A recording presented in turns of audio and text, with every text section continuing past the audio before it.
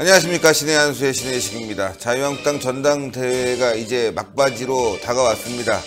자유한국당이요, 지난해만 해도 지지율이 10%가 넘지 않아서 고민을 했는데 이제 올해 들어서 30% 가까이 가다가 또 잠시 주춤하고 있습니다. 전당대회가 끝나고 난 뒤에 똘똘 뭉쳐서 말이죠, 30%, 35% 갔으면 좋겠는데 어떻게 될지 중요한 분 모셔서 이야기 들어보겠습니다. 자유한국당 비대위원장님이십니다. 김병진 위원장님 모셨습니다. 예. 안녕하십니까. 안녕하십니까. 예. 네. 자유한국당이 지난해말도 말이죠, 예. 없어져야 된다. 지지율이 막 바닥을 막 헤매면서요, 여론조사를 속이고 있다. 거짓말이다. 하다가 예. 아니네, 올라가네. 올라가네. 하면서 30% 가까이 가다가 최근에 다시 또 주춤하고 있습니다. 가장 큰 분위기가 바뀐 것 중에 하나 이야기 드리면요. 예.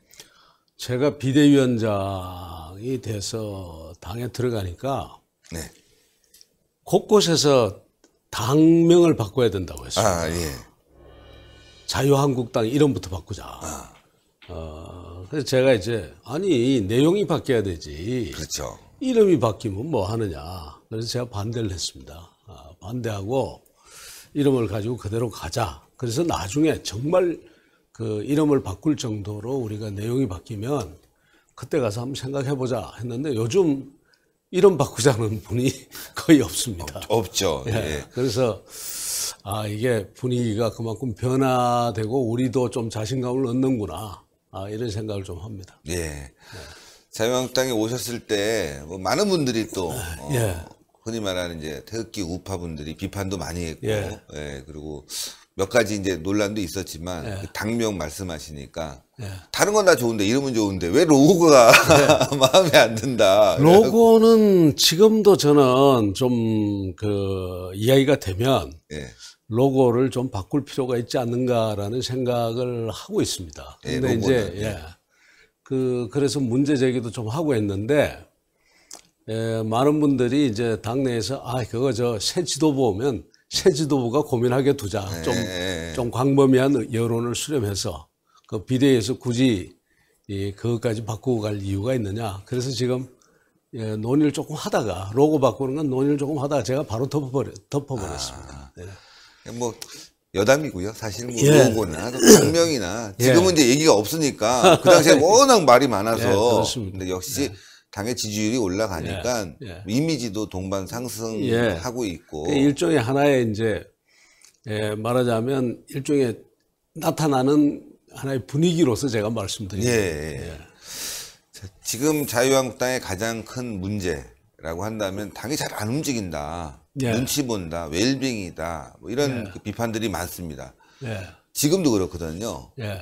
초기에는 그런 내부적인 그 계파 간의 갈등 때문에 굉장히 그걸 잡으려고 노력하셨잖아요. 예. 어느 정도였습니까?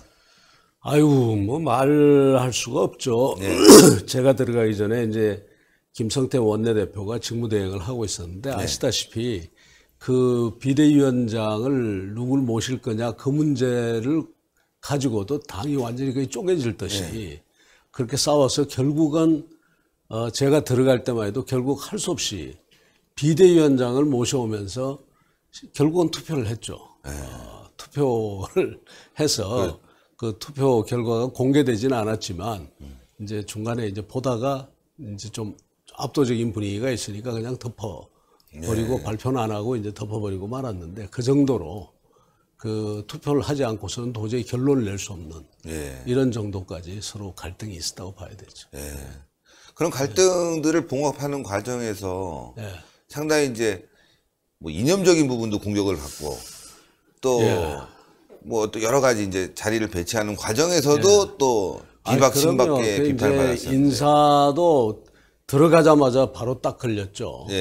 이제 사무총장을 제일 첫 번째 인사가 사무총장이었는데 저는 김용태 사무총장하고 일을 해야 된다고 생각하고 김용태 총장 아니면은 제가 굉장히 어려울 거라고 봤습니다. 왜냐하면 그동안 가장 오랫동안 그 당의 혁신과 개혁에 대해서 또 우리 정치가 어디로 가야 되느냐를 놓고서 이야기를 해온 분이고 그래서 제 마음을 가장 잘 알고 있는 사람이 이제 김용태 사무총장이었는데 그래서 저는 이제 당연히 김용태 사무총장이 해야 된다고 생각하고 임명을 했는데 임명하고 난 다음에 그 반발은 거의 뭐 상상을 초월할 정도였습니다. 이야. 그래서 결국 그래도 제가 고집해서 이제 사무총장으로 임명을 하고 그 대신에 이제 다른 보직들은 또 할 수 없이 이제 소위 말하는 친박 인사들 중에서 좀 그 온건한 분들도 모시고 그러니까 모든 데 있어서 이런 것을 고려해야 되니 참 어려웠습니다.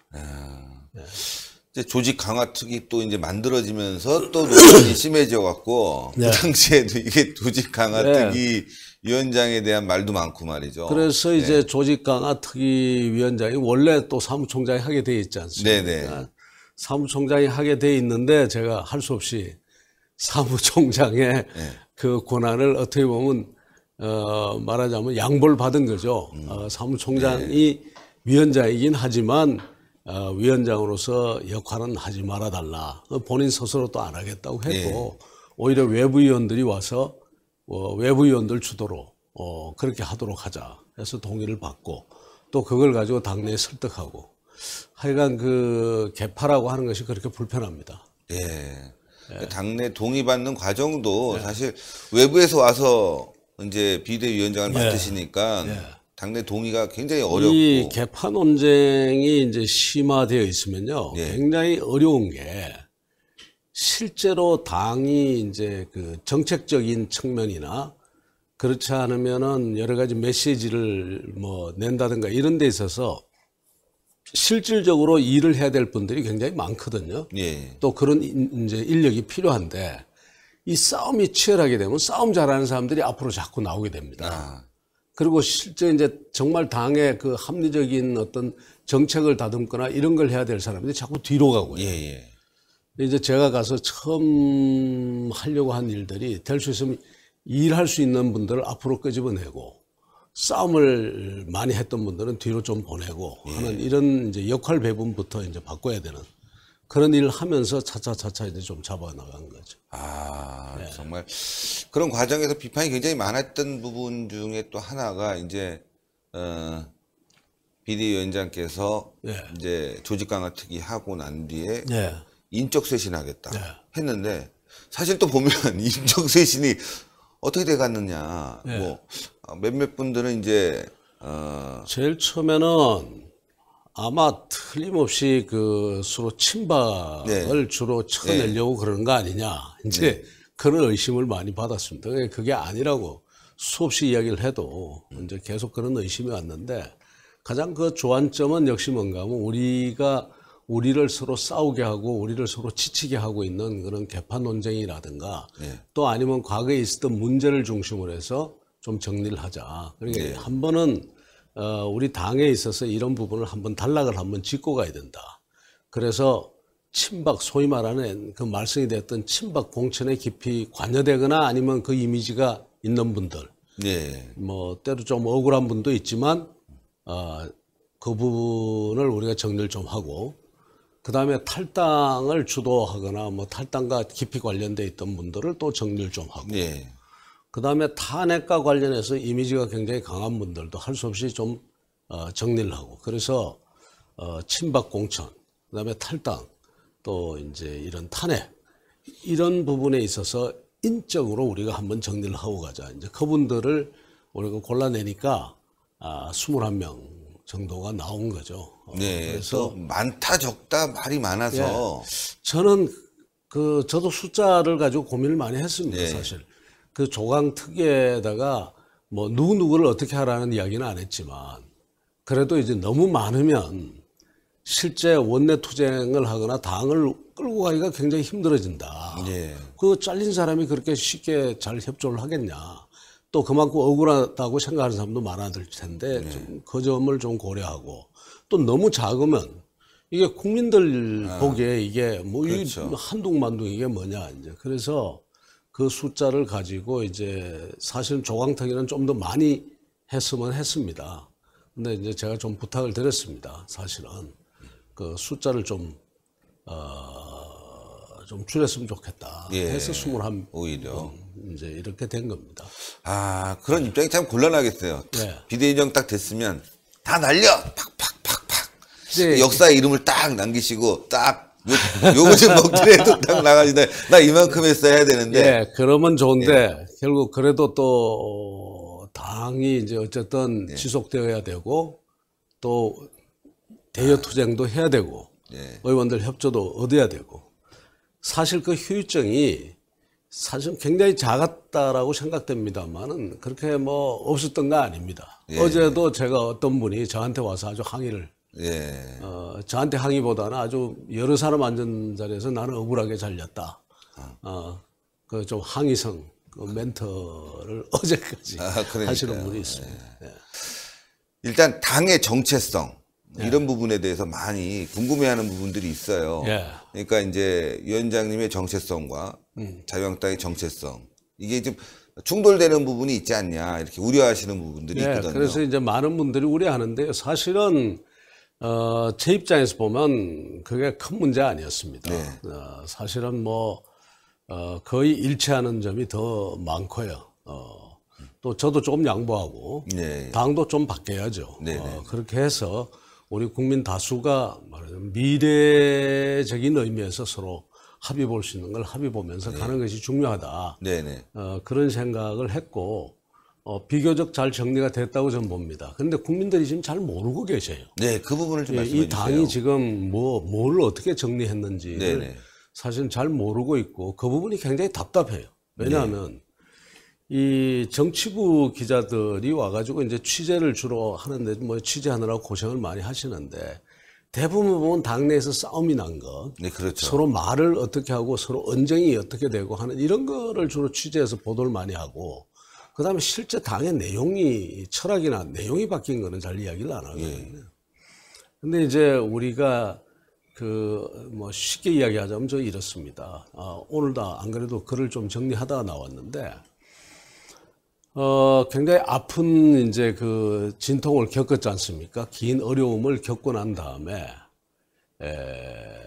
이제 이게 우리가 첫 번째는 사회 변화를 따라가야 된다. 역사의 흐름을 놓치면 안 된다. 우리가 한때 아차하는 순간에 역사의 흐름을 다 못 본 것 같다. 그럼 역사의 흐름을 한번 보자. 그럼 역사를 한번 보니까 이게 뭐 엄청나게 빠른 속도로 지금 사회가 변하지 않습니까? 그다음에 국민의 권리 의식도 변하고 모든 것이 이제 기술 변화부터 시작해서 이런 매스 커뮤니케이션 환경 모든 게 변하니까 이 변하는 것을 우리가 따라가야 된다. 우리 당만 따라가서 되는 게 아니라 국가가 따라가야 된다. 그래서 이제 우리가 합의를 제일 먼저 본 게 참 아주 뭐 서로들 어제 흔쾌히 이 의원들하고 저도 그렇고 의원들하고 다 합의를 본 게 대한민국 국민의 그 어떤 위대함입니다. 우리 국민이 대단한 국민이다.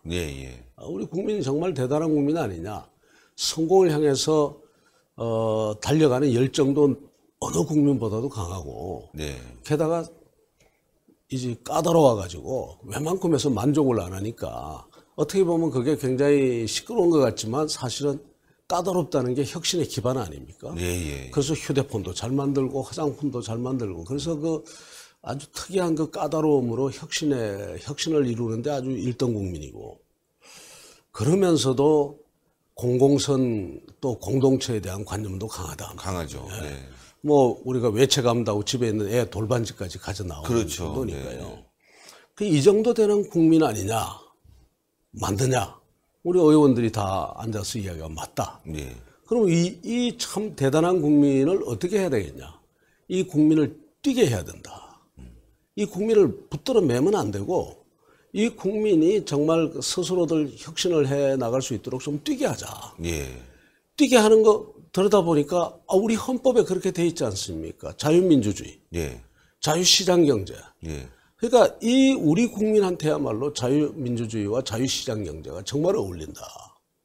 그래서 자유민주주의와 자유시장경제 속에서 자유를 주고 그리고 마음껏 뛰게 하면 국민들 사이에서 공동체 정신도 있고 하니까 또 자율의 기반을 만들어 갈 것이다. 그래서 이분들을 좀 뛰게 하자. 그래서 자유시장 경제와 자유민주주의에 대한 가치를 다시 또 재발견하는 거죠. 우리 국민이 대단하다는 그것을 전제로 해서. 그렇게 해서 이 두 개를 묶어서 우리가 가자. 또 그럼 국가는 무엇 하느냐. 국가는 그런 시장이나 공동체가 먼저 가도록 하고, 그다음에 국가는 국민이 뛰는 국민들이 막 뛰다가 넘어지는 국민, 못 뛰는 국민, 그다음에 뛰는 데 있어서의 그 강자가 약자를 갖다 강탈한다든가 이런 거, 공정거래 질서, 그다음에 국가 안보를 챙기고 안전을 챙기고 평화를 챙기고, 그다음에 약자를 보호하고 패자를 갖다 다시 부활할 수 있도록 해주고 하는 이런 거는 국가가 하고, 나머지 어떤 것은 우리 개인, 또 그 개인들로 구성된 공동체, 또 개인들이 만든 기업들이 우선시해서 가도록 하자. 이러고 보니까요, 야, 문재인 정부는 완전히 우리하고 정반대예요. 반대죠. 정반대. 국민을 아주 어리석고 사나운 백성 정도로, 조선시대 백성 정도로 알아요. 그러니까 뭐든지 가르치려고 해요. 인터넷도 들여다보고 규제를 하겠다. 그 다음에 먹방 방송도 말이야, 그거 보면은 마구잡이 먹어가지고 비만해지니까 그것도 규제를 해야 되겠다. 연예인들 가가지고 외모도 규제해야 되겠다. 왜냐하면 그거 가지고 성형수술하면 어떡해. 국민을 아주 자제력 없는 어리석은 국민들로 보고, 뿐만 아니라 기업도 온통 규제를 하잖아요. 뭐 곳곳에 가가지고 스튜어드십, 국민연금 스튜어드십 해가지고 기업을 규제를 하겠다. 그 다음에 최저임금 해가지고 임금을 획일적으로 규제를 하고, 노동시간을 몇 시간 해라.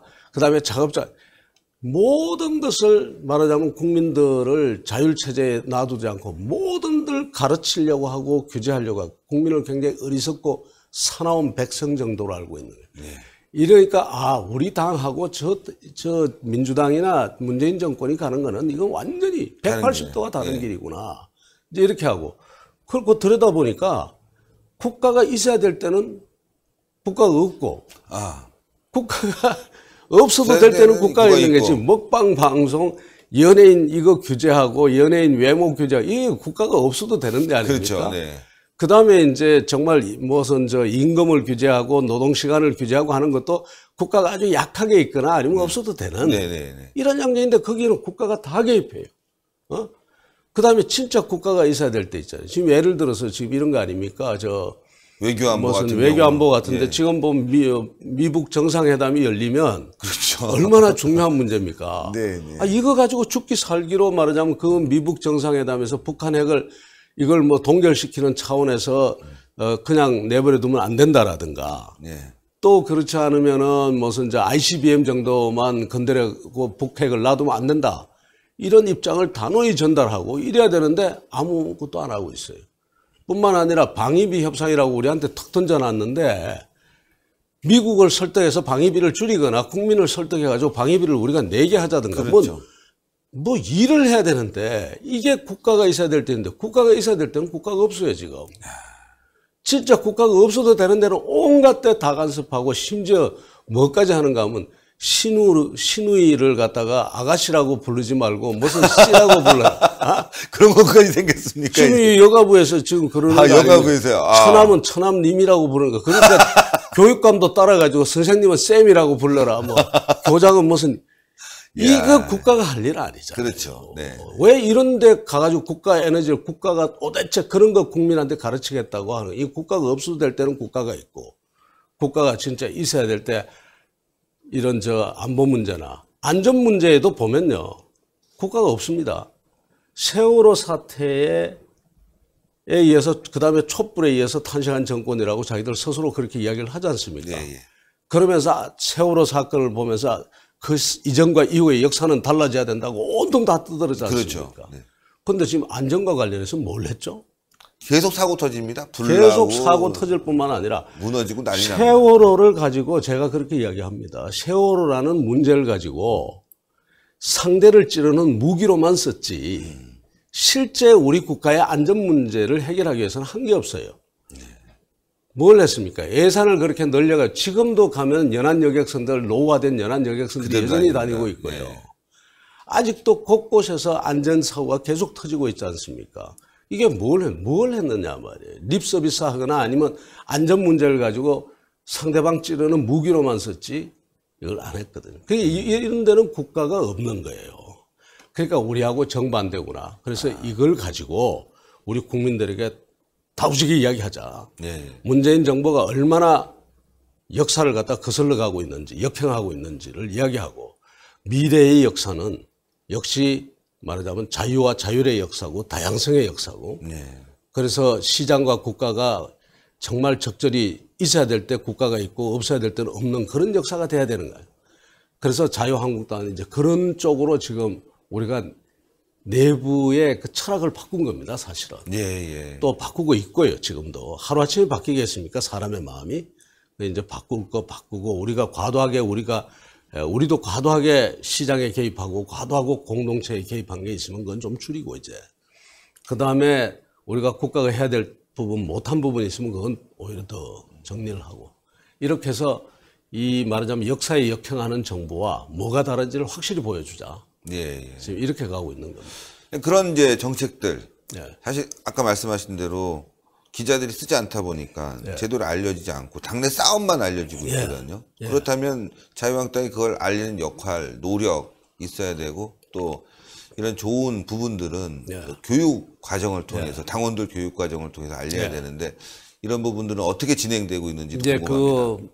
그나마 이제 뭐 우리가 그나마 네. 이제 저희들이 비대위가 들어가고 난 다음에 아무래도 유튜브 방송 같은 것도 많이 했죠. 아, 예, 그렇죠. 예. 유튜브 방송도 많이 하고 페이스북이라든가 이런 것도 많이 하고 이제 그러면서 좀 알리고 근데 참 안타까운 게 이제 당원 교육도 이제 많이 하면서 알리는데 아주 짤막짤막해요. 한계가 있습니다. 우선 재정도 한계가 있어요. 그렇죠. 우리가 지금 여기서 이야기하기가 부끄러운데 당에서 재정 상황이 참 안 좋습니다. 예. 그러다 보니까 여러 가지 어려운데 어려운 가운데 할 수 있는 거는 당원 교육부터 하고 있고 심지어 뭐 연수원도 좀 뭐 카페식으로 운영해서 사람들이 언제든지 자유롭게 와서 이야기할 수 있도록 좀 바꾸기도 하고 뭐 그렇게 하고 있습니다. 예.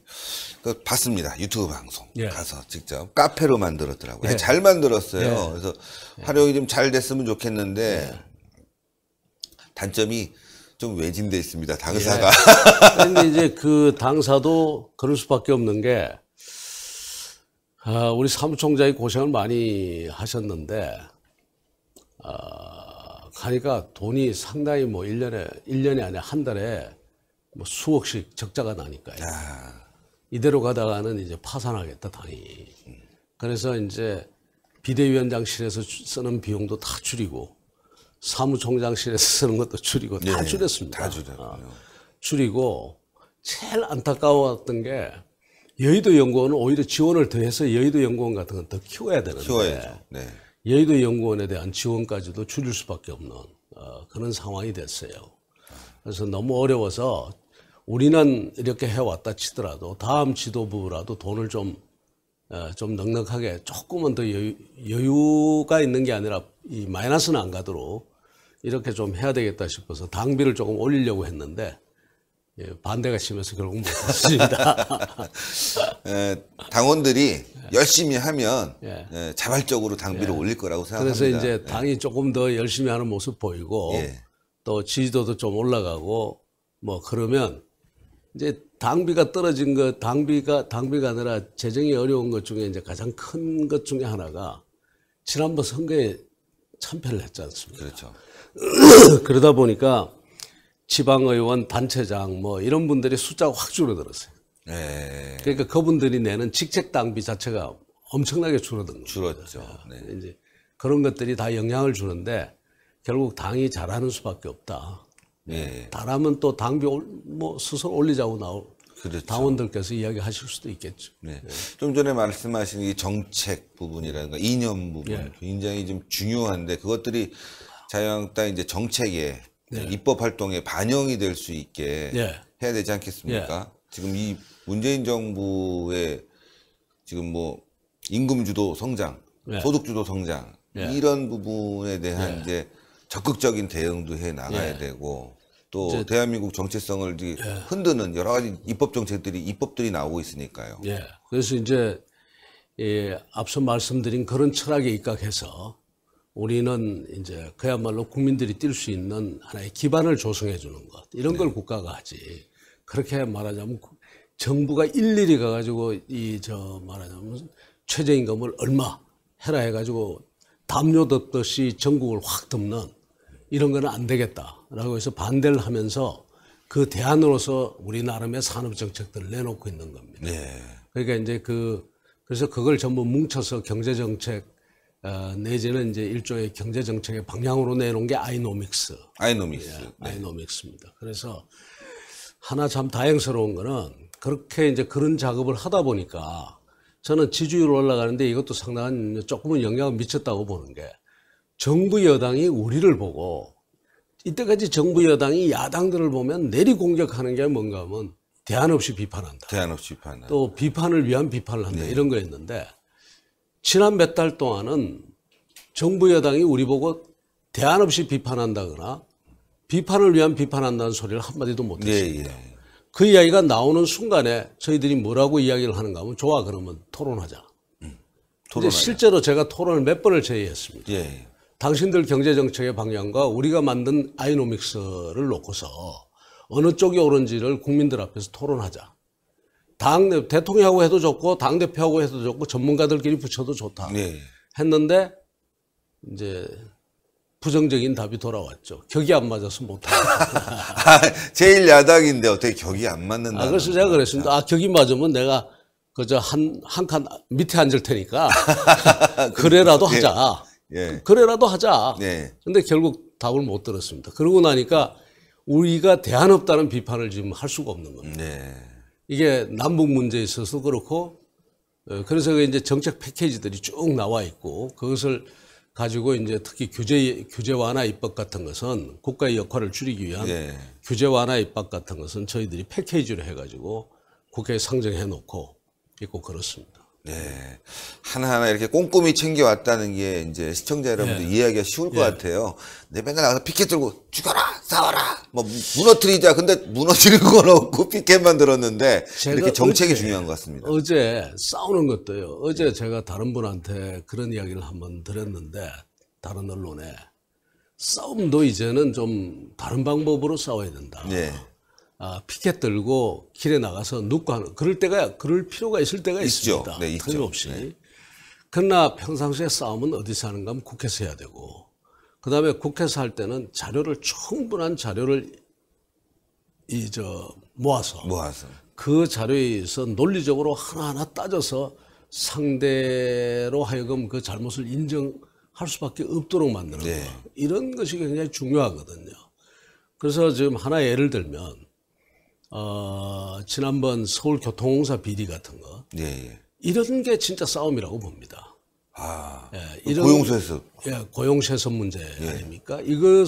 그것을 싸우기 위해서 지금 제가 누구라고 이야기 드려도 된다는데 유민봉 의원인데 유민봉 의원 같은 사람은 어디 봐도 싸움꾼이 아니지 않습니까? 그렇죠. 부드러우시죠. 조용하고 부드러운 사람 아닙니까? 그런데도 그런 분이 말하자면 수없이 그 서울시 교통공사와 서울시에 질문을 하고 노조에 질문을 하면서 자료를 오랫동안 하나하나 축적을 해온 겁니다. 그 축적된 자료를 가지고 싸움에 나선 겁니다. 혼자 나선 것도 아니고 여러 사람 합쳐서. 그래서 우리 국정감사 때 최우수 의원상 우리 당에서 받기도 하고 있는데 이런 싸움이 앞으로 많아야 된다고 생각합니다. 하나하나 파고들어서 팩트를 체크하고 파고들고 해서 상대가 꼼짝 못하도록 하는 이런 싸움이 또 많아져야 된다. 그런 점에서 보면요, 자유한국당이 아까 말씀드린 건 웰빙족이다 뭐다 이제 하는데 가만히 보면 그런 싸움에 역량을 가진 사람들이 우리가 활용을 안 해서 그렇지 꽤 있습니다. 당에 상당히 있습니다. 그래서 그런 분들이 좀 전면에 앞으로 나와서 그런 활동을 할 수 있도록 당 지도부가 잘 이렇게 격려도 하고 그다음에 그 당의 그 역할의 배분을 잘 해주면은 저는 좋은 일이 많을 거라고 봅니다. 정책 대결 또 자유한국당이 해야 될 부분들 이제 변화시킨 것들이 점점 이제 물이 오르듯이 올라서 지지율이 30%까지 가고 맨 처음에 7% 나올 때는 이거 여론조사 속이는구나. 근데 결국은 30%를 갔는데 다시 주춤합니다. 다시 올라갈 가능성이 분명히 있겠죠. 저는 있다고 봅니다. 다시 올라가야 되고 예민한 부분에 대해서는 제가 원래는 위원장님을 한 번만 초대해서 인터뷰를 하려다가 앞으로 자주 모셔갖고 예. 예민한 부분까지 쭉 들어가기 위해서 예. 예, 오늘은 참 자제를 하고 하나하나 풀어나가도록 하겠습니다. 왜냐하면 시청자분들이 부정적인 것만 보고 예. 생각하고 그 부분을 비판하고 싶어 하는 분들이 많아요. 그래서 저한테 그렇지 대한 않다는 거. 의심도 꽤 있었다고 좀 그러니까요. 봅니다. 그래서 제가 저 양반이 옛날 참여정부에 있던 사람 아니냐. 예, 예. 그러니까 아마 우리하고 상당히 다를 거다. 다를 거다. 이제 이런 생각을 가지고 이제 그 의문을 가졌던 분들도 많고 그러다 보니까 처음에는 좀 여러 가지 비판적인 그런 시각들도 있고 그랬던 것 같습니다. 예, 다음에 또 출연을 해주실 예. 수 있죠. 예, 그럼요, 그럼요. 예. 언제든지 좀 출연을 하셔서 예. 여러 가지 사안에 대해서 예. 함께 토론하고 이야기하는 시간을 많이 갖도록 하겠습니다. 예, 감사합니다. 오늘은 정말 자유한국당이 좀 변했구나. 예. 예. 그러니까 딱 위에서 봐서 이렇게 언론에 나온 것들만 하나만 보고는 제가 예. 이야기 드릴까요? 네.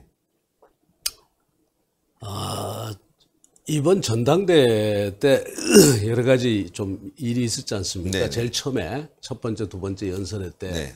뭐 여러 가지 그 좀 보기 싫은 모습들이 네. 좀 나오고 해서 국민들이 걱정을 많이 하고 네. 일부 언론들이 막 그 그것만 굉장히 계속 썼죠. 심하게 써가지고 이 자유한국당이 지나친 게 우경화되는 거 아니냐 뭐 그런 걱정부터 시작해서 또 그 바람직한 모습에 대한 비판까지 뭐 그걸 위주로 막 썼는데요. 네.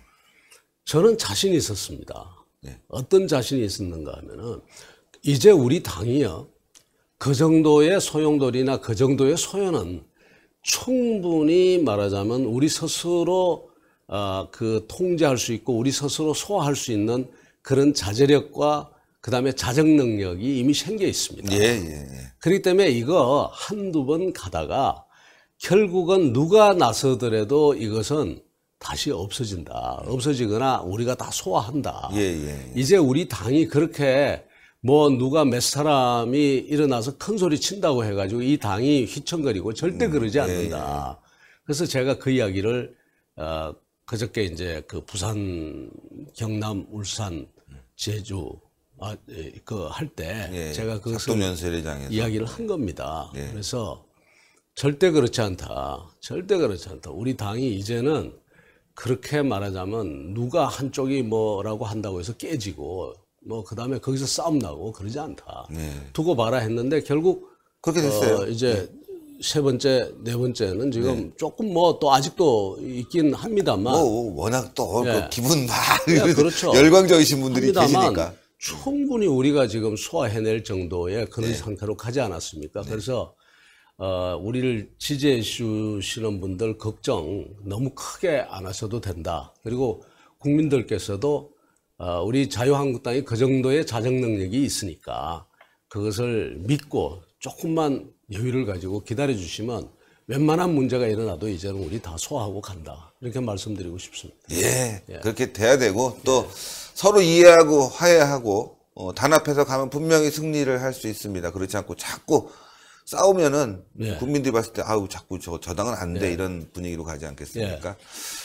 마지막으로 시청자 여러분들께 인사 부탁드리겠습니다. 여러 가지 저희들 지지해 주시고 또 염려해 주셔서 감사합니다. 기대에 부응하는 그런 부분이 없지 않아 있습니다만 그러나 어떻게 하루아침에 다 이루겠습니까? 좀 마음의 여유를 가지고 기다려 주시고 또 계속 지지해 주시면 당이 뭐 이런저런 일들이 있게 하겠습니다만은 저는 틀림없이 잘 갈 수 있다고 봅니다. 특히 앞서 제가 말씀드린 것처럼 그 역사의 큰 흐름 속에서 볼 때 우리가 가는 방향이 맞습니다. 지금 정부와 그다음에 여당이 가는 방향이 틀렸습니다. 그래서 그런 데 대한 확신을 가지고 우리가 그 역사를 지금 앞서가고 있다. 이렇게 생각하시고 지켜봐 주시고 지지해 주시고 염려해 주시면 감사하겠습니다. 감사합니다. 아유, 감사합니다. 네, 감사합니다. 오늘 많이 배웠습니다. 예, 감사합니다. 예. 예, 시청자 여러분들, 자꾸 나쁜 쪽으로 보면요, 사람이 나쁘게 보입니다.